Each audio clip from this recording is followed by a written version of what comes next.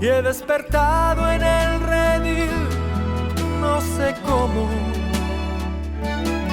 entre algodones y cuidados del pastor.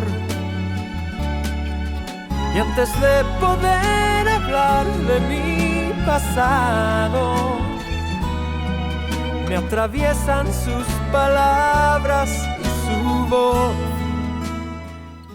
Vamos a abrir nuestras Biblias en Lucas capítulo 15.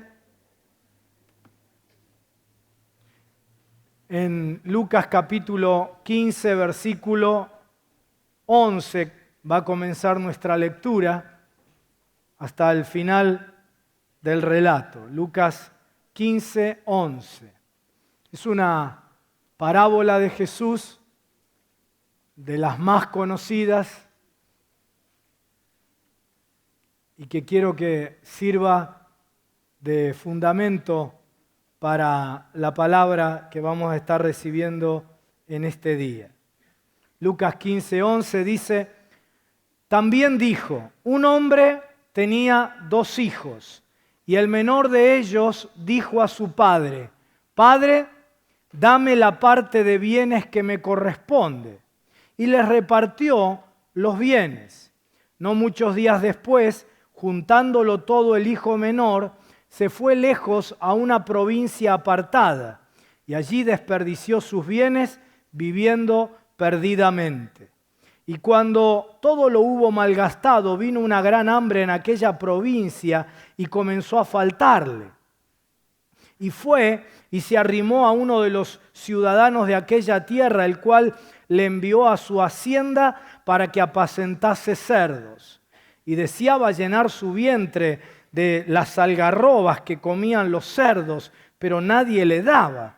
Y volviendo en sí dijo: ¿cuántos jornaleros en casa de mi padre tienen abundancia de pan y yo aquí perezco de hambre?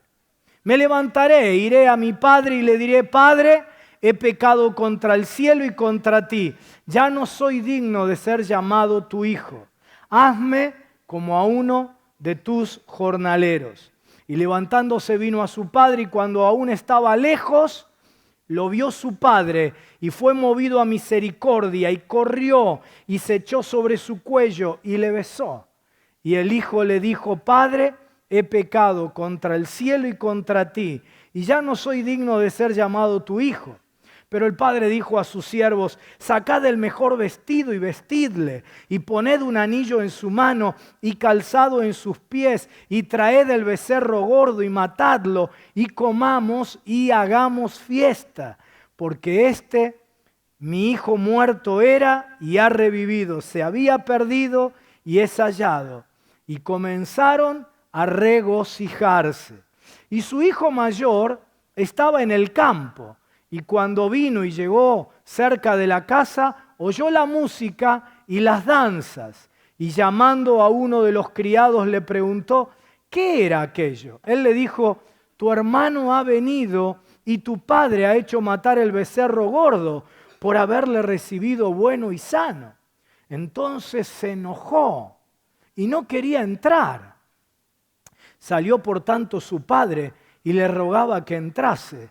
Mas él respondiendo dijo al padre: he aquí tantos años te sirvo, no habiéndote desobedecido jamás, y nunca me has dado ni un cabrito para gozarme con mis amigos. Pero cuando vino tu hijo que ha consumido tus bienes con rameras, has hecho matar para él el becerro gordo. El padre entonces le dijo: hijo, tú siempre estás conmigo y todas mis cosas son tuyas. Mas era necesario hacer fiesta y regocijarnos, porque tu hermano era muerto y ha revivido, se había perdido y es hallado. Bueno, gracias como siempre, a todos los que han hecho el esfuerzo para estar aquí en este primer día de enero. Gracias también a los que fuera de este lugar luego reciben la palabra por la web, los pastores que la reproducen en sus congregaciones. Cuando terminemos esta palabra, vamos a cerrar el culto con el momento de consagración de nuestras vidas al Señor, orando, como dice Esdras capítulo 8, que Dios nos dé camino derecho para nosotros, para nuestros hijos, es decir, nuestros seres queridos, y para nuestros bienes. La palabra que Dios me dio para este año 2015 es volviendo a la casa del Padre. Volviendo a la casa del Padre. Ya desde hace bastante tiempo, Dios viene dándome una dirección en el corazón, y es que viene algo nuevo, que viene un avivamiento, que viene un mover nuevo del Espíritu Santo, pero que eso nuevo que viene para su iglesia viene de la mano de una nueva iglesia. La iglesia, no estoy hablando de la iglesia del centro, sino la iglesia en general, la iglesia tal como la conocemos está llegando a su fin o ha llegado a su fin. Me refiero al modelo conocido, porque es un modelo que ya no tiene pertinencia en nuestro tiempo. Sirvió para otro tiempo, fue revelación de Dios que Dios nos ha ido dando a través de los años, pero para otra realidad. Pero ya como la conocemos, está llegando a su fin. Y Dios quiere ponernos en su secreto para que recibamos revelación, porque Él es el Dios de la revelación y Él nos la quiere dar para que podamos establecer el diseño que Dios tiene para su iglesia en este tiempo. La palabra que en esta tarde voy a compartir es solamente un elemento de lo que Dios quiere hacer, un elemento vital, fundamental, por eso le voy a dedicar toda la palabra de hoy únicamente a este punto, pero obviamente no es todo, ¿sí? Pero entiendo debe ser, lo que vamos a compartir ahora, un sentir prioritario para cada congregación en Argentina, un sentir prioritario para la iglesia del centro, un sentir prioritario para cada uno de los creyentes, para tu vida y para la mía. Lucas 15 es el pasaje de las Escrituras que, como dije, nos sirve de fundamento para la palabra que hoy quiero dar. Cuando leemos una parábola de Jesús, de pronto la luz del reino de Dios viene a nuestra vida. Es como si se abriera una ventana y de pronto uno puede ver lo que hasta ese momento no estaba viendo. Se nos hace luz y uno puede observar la realidad de una manera diferente. Con la parábola, la enseñanza no nos viene digerida, masticada. Por eso los discípulos decían, después de escuchar, decían, no entendemos, explícanos. ¿Sí?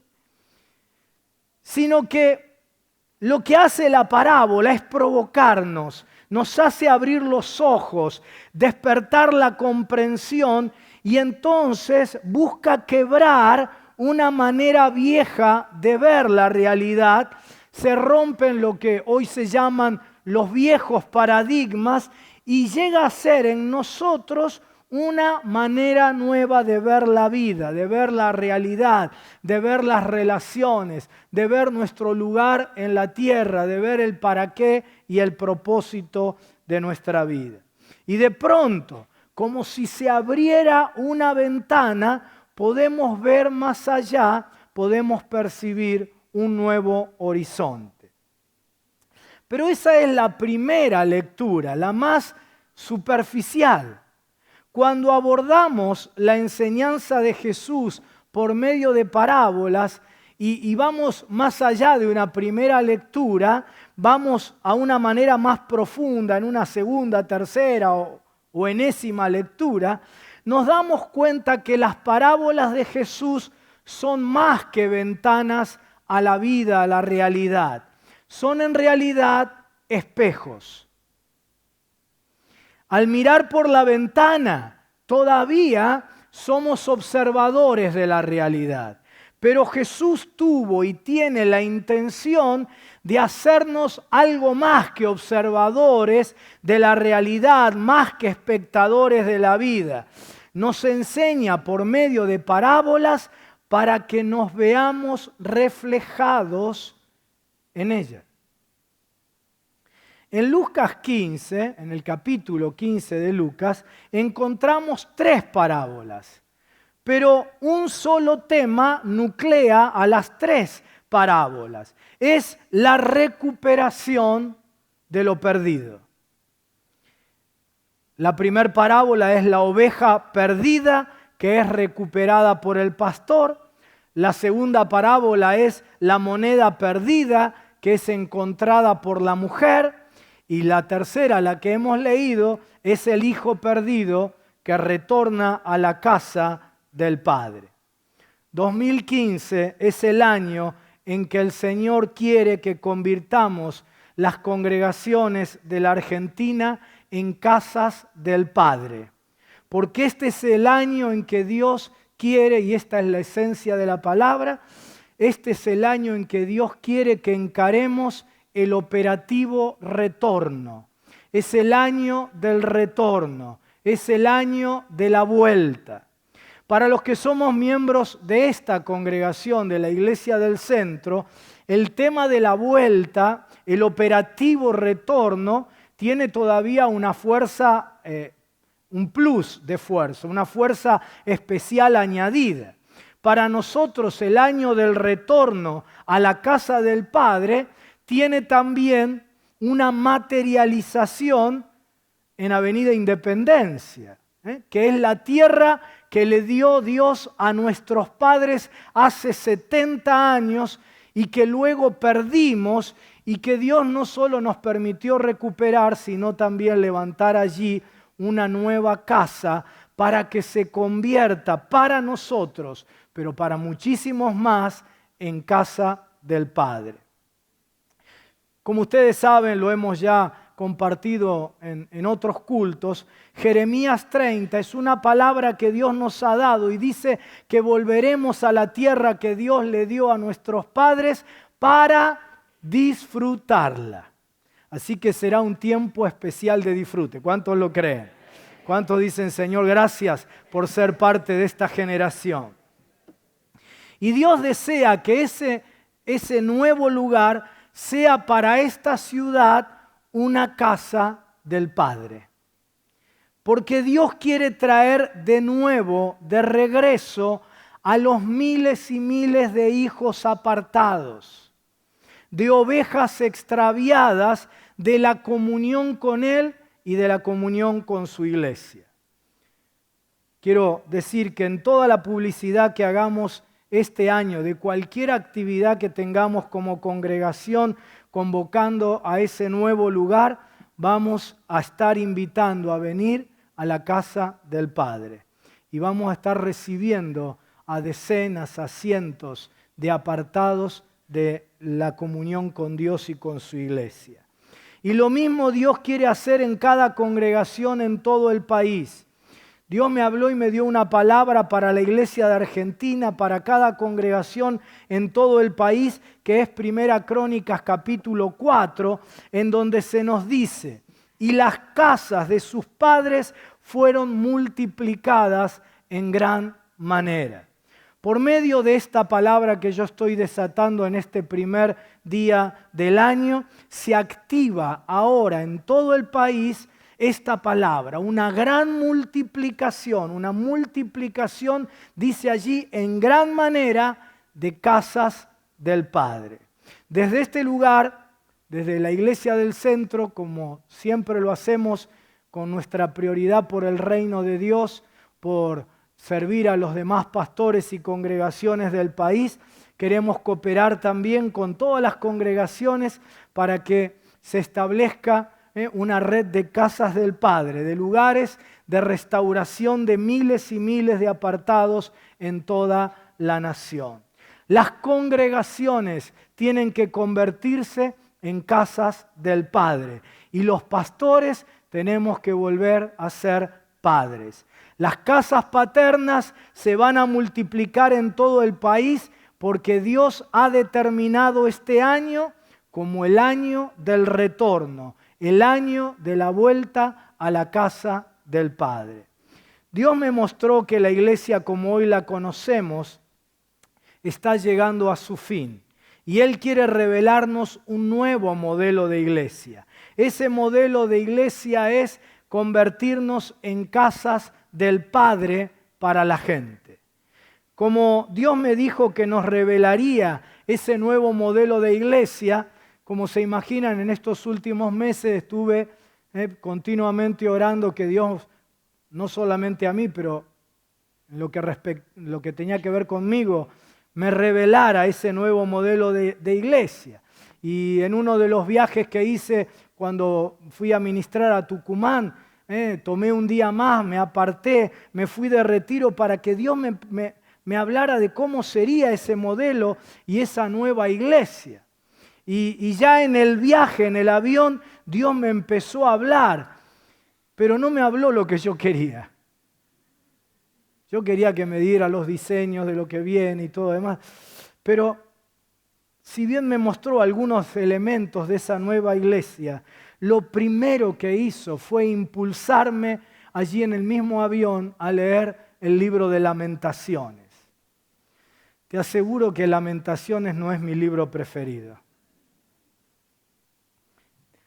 Trato cuando hago la lectura sistemática de la palabra de pasarlo rápido, ¿no? Porque es medio depre, ¿no? No es el que más me motiva ni me entusiasma, pero sentí fuerte el impulso del Espíritu que tenía que leerlo. El libro de Lamentaciones en la Biblia hebrea se llama Eik o Eiká, ¿sí? Que es la primera palabra del libro. En la versión Reina Valera se traduce como, ¿sí?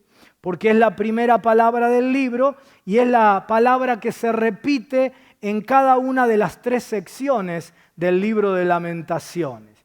Pero esta palabra como es una palabra, es un grito de dolor. Por eso en la nueva versión internacional se traduce, en vez de traducir como, se traduce ¡ay! Y cuando lo leí todo el libro de corrido, versículo por versículo, palabra por palabra, fue tremendo. Dios me habló del dolor que Él está sintiendo por el estado de sus hijos apartados. Dice uno de los pasajes, ¡ay! O cómo se ha ennegrecido el oro, cómo el buen oro ha perdido su brillo. Las piedras del santuario están esparcidas por las encrucijadas de todas las calles. Los hijos de Sión, esas son las piedras vivas, ¿verdad?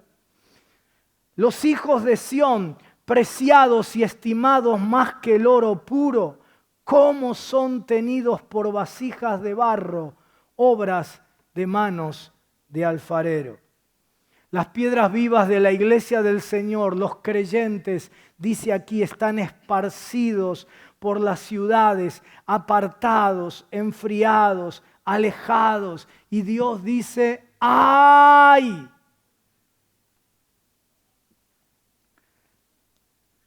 Hasta hace poco yo creía que era el 50% de los que dicen ser evangélicos los que no se congregan, pero el último estudio serio dice que ya son 2 de cada 3 los que no se congregan. Y parte de lo que Dios me dio allí en Lamentaciones fue que tenía que ir a darle una palabra a Carlos Anacondia y a su hijo. Y cuando fui a darle la palabra, Carlos me dijo, en las campañas son 3 de cada 4 los apartados.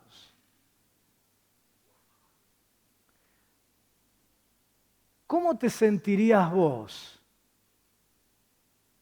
Así le dije a Carlos, ¿no? Digo, ¿cómo te sentirías vos si alguno de tus 9 hijos,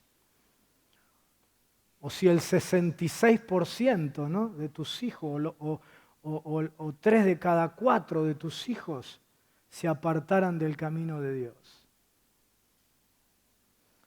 ¿cuánto te dolería a vos? Así le duele el corazón a Dios por sus hijos apartados. Y Dios nos llama a que a nosotros también nos duela. El corazón de ellos clamaba al Señor: oh hija de Sión, echa lágrimas, cual arroyo día y noche. No descansen ni cesen las niñas de tus ojos. Levántate, da voces en la noche al comenzar las vigilias. Derrama como agua tu corazón ante la presencia del Señor. Alza tus manos a Él, implorando la vida de tus pequeñitos que desfallecen de hambre en las entradas de todas las calles. Y en el capítulo 3 dice: ríos de aguas echan mis ojos por el quebrantamiento de la hija de mi pueblo. Mis ojos destilan y no cesan, porque no hay alivio hasta que Jehová mire y vea desde los cielos. Mis ojos contristaron mi alma por todas las hijas de mi ciudad. En esa charla que tuve con Carlos, ¿no? Fantástico, un hombre de Dios tan extraordinario, ¿no? Me dijo que muchos de los, me hablaba de la campaña en Moreno, ¿no? 1000 templos Macumba, hay 500 iglesias evangélicas y 1000 templos Macumba. Y me decía que hoy, cuando él hizo la última campaña en Moreno en la década del 80, literalmente no quedó ni un solo templo de la Macumba. Pero de allí a hoy se multiplicaron por 1000. 500 del Gauchito Gil y de San La Muerte. Los que ministran en liberación en San La Muerte, a los que ministran en liberación en San La Muerte, les cuentan que ellos salen a matar por placer, que no salen a matar por robar, que sienten placer de matar por matar, porque han hecho pacto con San La Muerte. Y Carlos me decía que muchos de los que ministran en liberación en estos cultos, en el pasado, fueron evangélicos. ¡Ay!